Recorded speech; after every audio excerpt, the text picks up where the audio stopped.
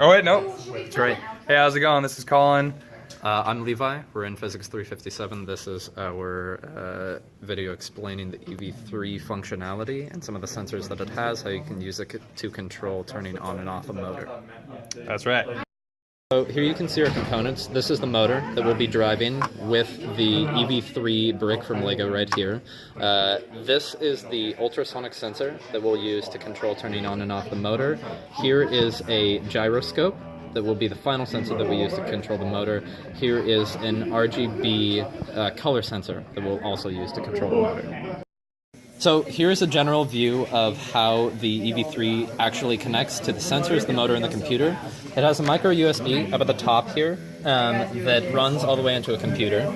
And the way that it connects to the motor is actually by this range of ports that are at the top, ports A through D.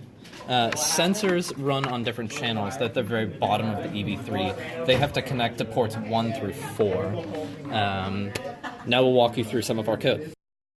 Great, so this is the block diagram of our Labview that's going to control the motor from the ultrasonic sensor. Starting over here, this is where the sensor input begins.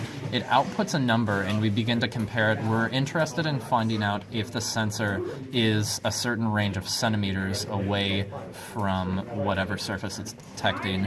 If it is less than 30, it's going to run into this array. If it is greater than or equal to 30 or less than 50, it's also going to run into this array as a Boolean. And if it's greater than or equal to 50, that's going to be the final condition that enters this array. This array is then converted back to a number. Since that is 3 Boolean digits, we get 8 possible values ranging from 0 to 7.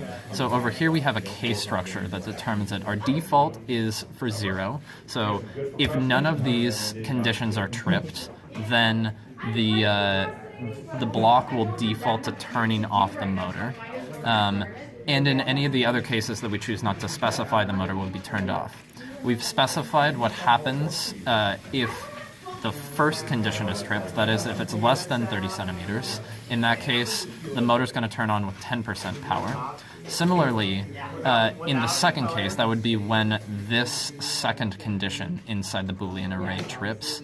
We're going to have 50% power when it's between 30 and 50 centimeters away.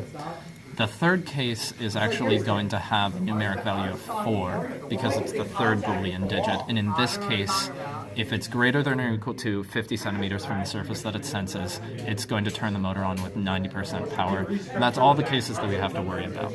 Our motor stops down to 10% power when it's less than 30 centimeters away. We move out to 30 to 50 centimeters and moves up to 50% power. And greater than 50 centimeters away, it's at 90% power. As with the first sensor, here we're using a red, green, blue color sensor, and we're disaggregating that data into 3 different streams and just seeing if it trips at greater or equal to a value of 128 for both red, green, and blue. We're changing that into a Boolean array, converting that back to a number, and using it to structure our cases of turning the motor on and off again. So here this time what we're looking for is if it is green that the sensor observes, we want it to turn the motor on at 90% power. If it is any other color, we want it to turn the motor off. And if it observes yellow, we want it to turn the motor on at 50% power. We're again using the Lego color booklets because the sensor seems to pick them up really well. So here's what happens. Green sensor, 90% power. Yellow sensor, 50% power. Blue and red both stop it, as does white. It's only green and yellow.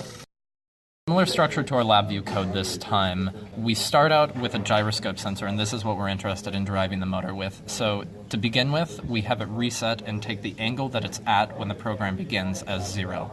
From there, plus or minus 10 degrees away, we want that to stop the motor. Anything outside of that range, greater than 10 degrees or less than minus 10 degrees, we want power to scale with the angle that the gyroscope detects, going from 0 to 100% power at 360 degrees away. Starting the program resets the gyroscope, as we said. Plus or minus 10 degrees, the motor won't move, but as we move away from that, the motor's speed increases with the angle away from 0 all the way up to 360 degrees. If we reverse that, the motor will again slow down back to 0, and then reverse as we turn it through the other 360 degrees, maxing out again at negative 360 degrees.